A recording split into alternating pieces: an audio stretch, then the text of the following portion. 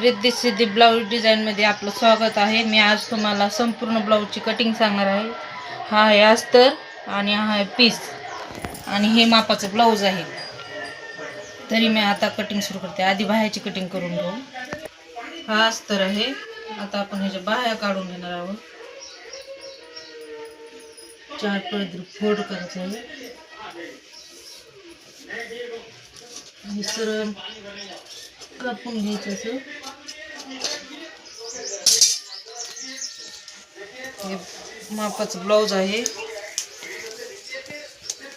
तर आपली ही बाई ठेवायची आहे आपल्याला. जास्त वाढवायचं आहे. तर टोटल मिळून 5 इंच घेतला आहे. इकडं पण 5 इंच टाकायचं.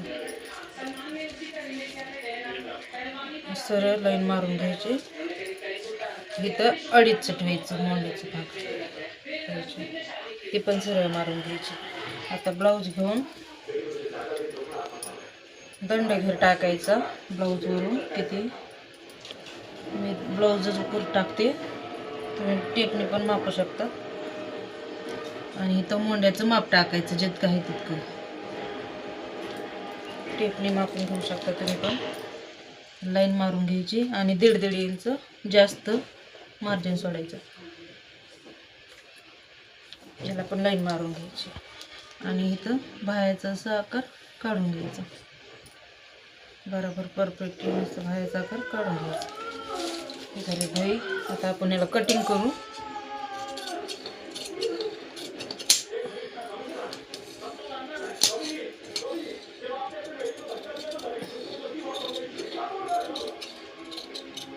ही झाली आपली बाही. इथं पिच मारून घेऊ.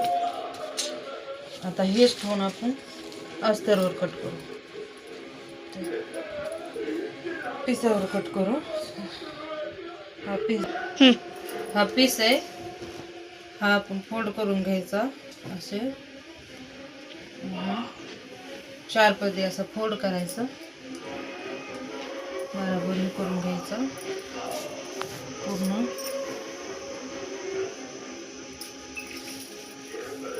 आणि हे अस्तर कटिंग केलेलं बाहीचं माप त्याच्यावर ठेवायचं आणि थोडं बाजूने कट करून घ्यायचं. खाली बाही निघाली. आता पीस आणि अस्तर आपण एकत्र टाकायचं.